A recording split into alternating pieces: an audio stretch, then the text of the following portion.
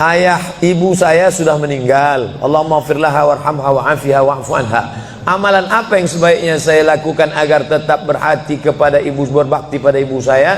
Ibu saya semoga masuk surga, amin. Yang pertama doa. Apa doanya? Rabbil firli wa liwalidayya warhamhuma kama rabbayani saghira. Allahumma firlaha warhamha wa'afiha wa'fu anha. Ya, enggak bisa bahasa Arab Pak Ustaz, bahasa Indonesia. Ya Allah, jauhkan emakku dari neraka jahanam, berikan dia kebaikan, jadikan kuburnya salah satu dari taman surgamu, jangan jadikan kuburnya salah satu lubang nerakamu, berikan dia ketenangan ya Allah, ampunkan segala silap salah dosanya ya Allah. Yang pertama. Yang kedua, baca Quran. Wa in khatimul Quran, yang paling afdal dibaca khatam Quran, satu khatam. Untuk almarhumah emakku, aku hadiahkan pahala bacaan Quran sekhatam. Kalau tidak bisa satu khatam, bacakan Yasin, hatinya Quran. Kalau tidak baca Yasin, jurus terakhir Ummul Quran Al-Fatihah. Al-Fatihah pun tak bisa, mati aja lah. Yang ketiga, sedekah. Saat sayang betul dengan emaknya, lalu emaknya meninggal dunia, dia datang melapor kepada Nabi, ya Rasulullah, ummi matat, emakku sudah meninggal dunia, apa atasaddaqu anha, kalau aku bersedekah, apakah sedekahnya sampai ke almarhumah emakku? Kata Nabi, tasaddaq, bersedekahlah. Ayu sadaqatu afdal, apa sedekah yang paling afdal? Kata Nabi, saqyul ma', memberi air minum. Yang paling afdal adalah memberi air minum, karena di jazirah Arab susah membuat sumur bor, sedekah air minum. Tapi di Bekasi jangan lagi sedekah air, karena masjid kita sudah diapit 2 danau. Sampai-sampai nama masjid ini pun Masjid Al-Danau, Al-Qalam, diapit 2 kolam.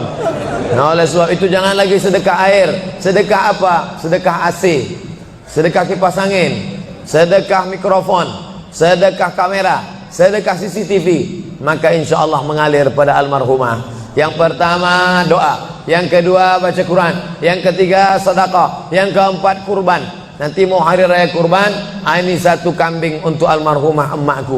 Yang kelima haji, kalau dia dulu belum haji, badal hajikan. Yang keenam puasa, mana tahu dulu ada puasanya, tinggal kita laksanakan puasa. Man mata, siapa yang mati, wa alaihi syamun, punya utang puasa, soma'an huwa liyuhu, maka ahli warisnya melaksanakan puasa untuknya. Bolehkah di sujud akhir kita berdoa dengan doa yang ada dalam Quran? Aqrabu ma yakunul abdu min rabbihi wa huwa sajid. Seorang hamba paling dekat dengan Allah bukan di Makkah. Saya merasa dekat betul dengan Allah ketika di Ka'bah Pak Ustaz. Lalu bagaimana dengan orang miskin yang tak punya duit untuk ke Makkah? Maka orang paling dekat dengan Allah wa huwa sajid, waktu sujud terakhir. Fa'akfiru fihi du'a, perbanyaklah doa di sujud terakhir, tapi jangan bahasa Indonesia. Karena kalau dia ucapkan ya Allah tolong aku, batal salatnya. Pakai bahasa Arab. Kalau nggak bisa bahasa Arab, dalam hati saja. Berapa lama sujud terakhir itu? Sampai Sayyidatuna Aisyah mencubit tangan Nabi dari balik kain. Selesai solat Nabi tanya, Aisyah, kenapa kau cubit tanganku tadi? Kata Aisyah, kusangka kau sudah sakratul maut ya Rasulullah. Saking panjangnya doa Nabi. Sementara kita yang belum ada apa-apanya, yang status belum jelas, tepat betul sujudnya, macam stempel kertas. Kenapa cepat betul sujud? Sujudlah lama. Bagus sujud lama, membantu turunnya darah menyembur dari jantung ke otak. Karena kalau oksigen kurang bisa kena stroke ringan. Sujud lama-lama, bernapas, jangan tahan napas, bernapas. Itu maka karpet jangan bau. Itu maka tak boleh tidur telungkup di masjid. Tidur telungkup ngences pas tempat orang sujud. Bangkit sujud pitam pingsan mak. Nah, ini penting. Lalu kemudian kalau dibaca dalam doa sujud itu ayat Quran boleh? Tak boleh. Karena Quran itu tinggi, sedangkan sujud itu rendah. Tak boleh yang tinggi diletakkan di rendah. Tapi kalau doa boleh. Begitu juga dengan perempuan halangan, tak boleh baca Quran. Tapi kalau ayat Quran itu doa boleh. Contoh, Subhanalladzi sakhkhara lana hadza wa ma kunna lahu muqrinin wa inna ila rabbina lamunqalibun. Itu kan ayat Quran.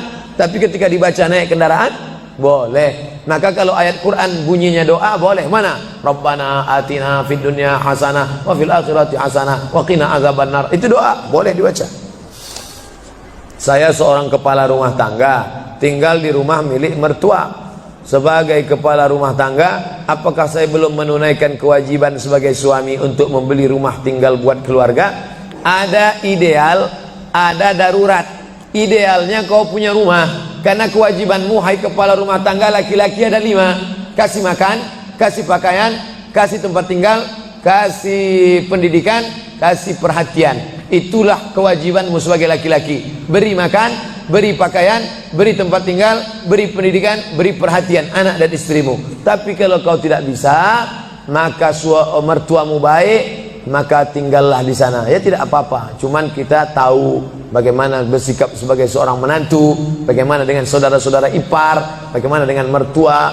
Nah ini kebetulan mertuanya baik. Alhamdulillah, bersyukurlah bapak-bapak yang dapat mertua baik. Persiapan apa yang diperlukan dalam memasuki umur 40 tahun? Enggak ada nunggu 40. Karena malaikat datang tak nunggu 40.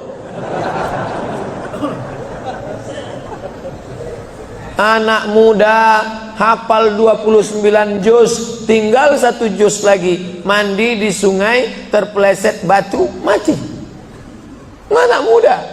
Orang tua sudah 70 tahun diponis dokter mati. Saya sudah diponis dokter katanya 3 bulan Pak Ustaz.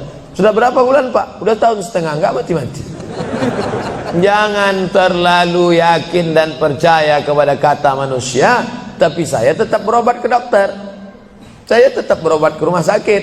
Tapi masalah keimanan, maka itu yang di atas. Innama amruhu idza arada syai'an ayakula lahu kun. Kalau sudah berumur 40, hati tak juga terbuka, tak juga tobat, tak juga insaf, na'udzubillah, dikhawatirkan tertutup pintu hati. Musibah bukan sakit, musibah bukan miskin, musibah tertutup pintu hati. Khatamallahu ala qulubihim wa ala sam'ihim wa ala absarihim. Makin tua makin menjadi-jadi, tak salat, tak puasa, tak berzakat, akhirnya mati dalam keadaan sakau, mati dalam keadaan dilokalisasi. Sudah jelas umur 70 tahun tetap juga mau berzina, nafsu ada, tenaga tak ada, dimakan Viagra 1 botol. Sama macam kap 70 diisi minyak pesawat, meletup, bam, mati. Bagaimana hukumnya kalau sedang sa'i baca Mars, Banser dan membacakan teks Pancasila yang videonya sekarang sedang viral? Ini memancing saya supaya orang bully saya aja.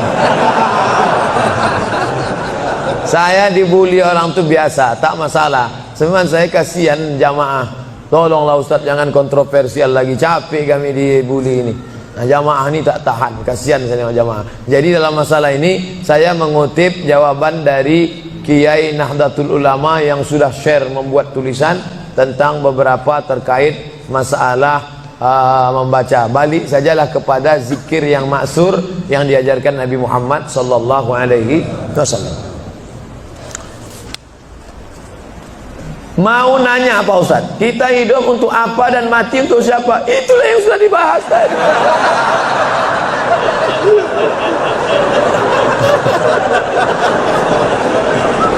Artinya pertanyaan ini dibuat sebelum pengajian tadi. Kakak boleh suuzon.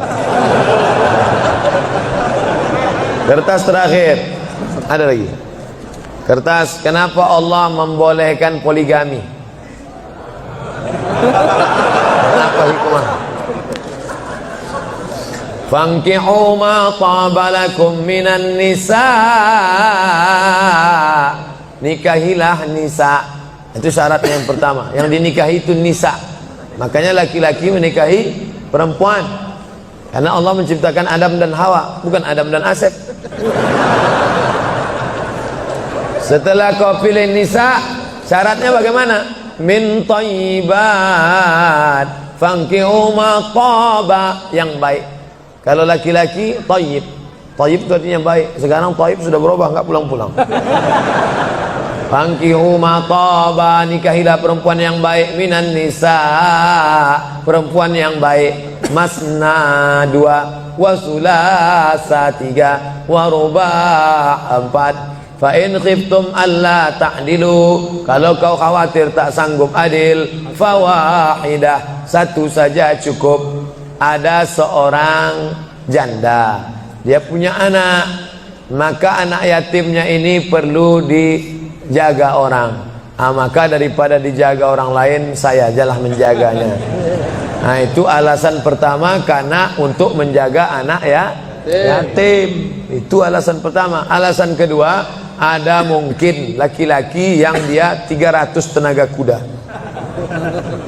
Tak bisa dia kalau tak poligami, tak cukup satu. Kalau sampai satu tuh mati bu tuh. Nah, tuh. Jadi perempuan tidak boleh mengatakan lebih baik lakiku berzina. Oh enggak, maka dia harus berlapang dada menerima 300 tenaga kuda.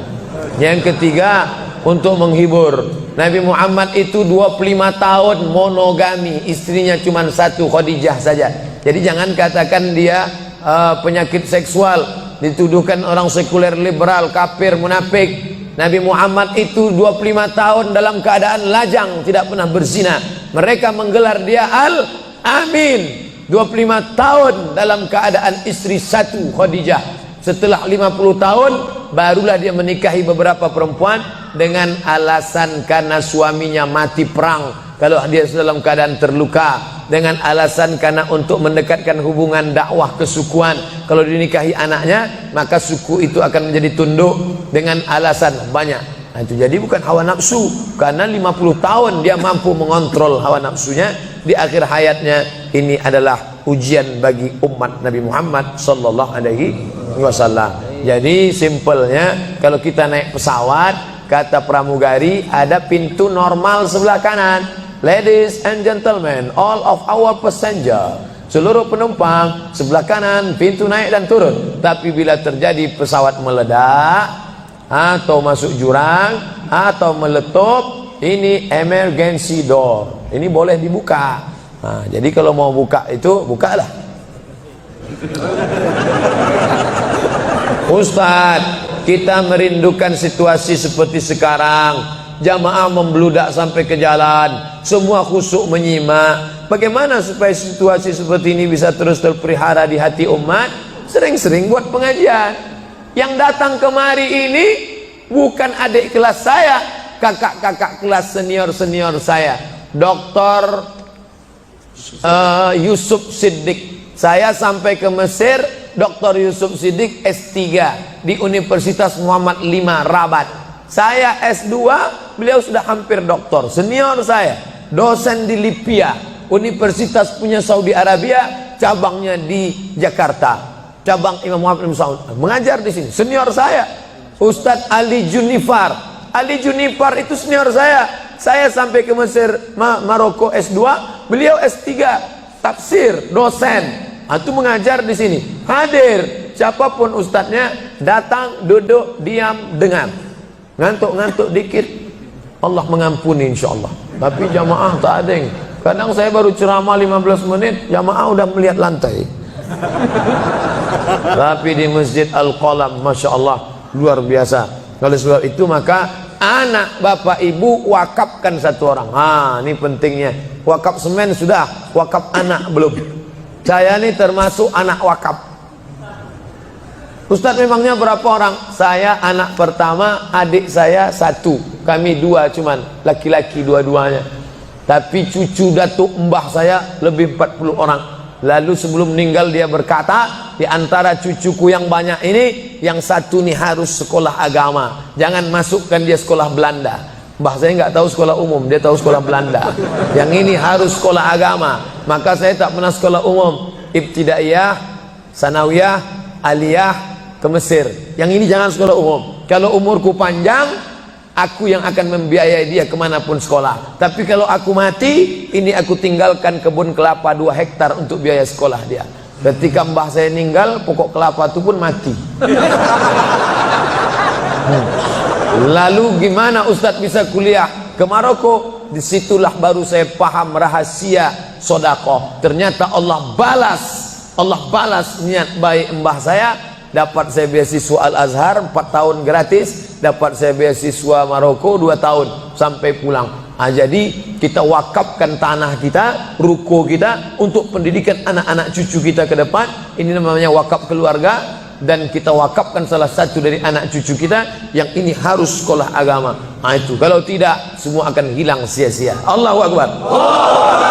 Terima kasih segala perhatian. Mohon maaf segala kekhilafan. Minta ampun kepada Allah, beristighfar, membaca Al-Fatihah, lalu kita berdoa. Astaghfirullahaladzim, Astaghfirullahaladzim, Astaghfirullahaladzim alladzi la ilaha illa huwal hayyul qayyum wa atubu ilaih.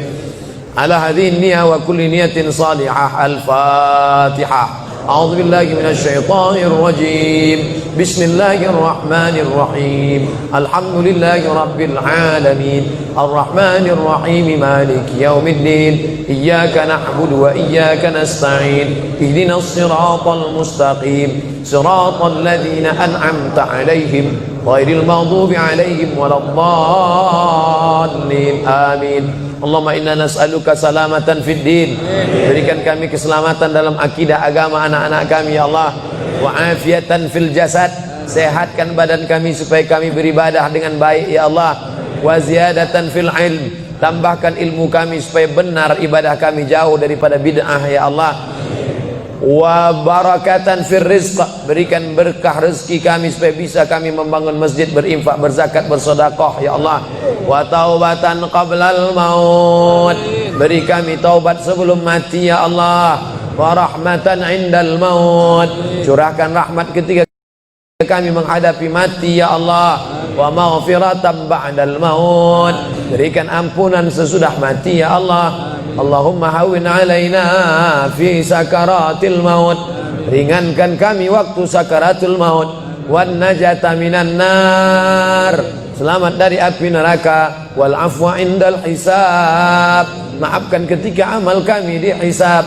Allahumma khtim lana bi husnil khatimah wa la takhtim alaina bi su'il khatimah. Rabbana atina fid dunya hasanah wa fil akhirati hasanah wa qina adzaban nar.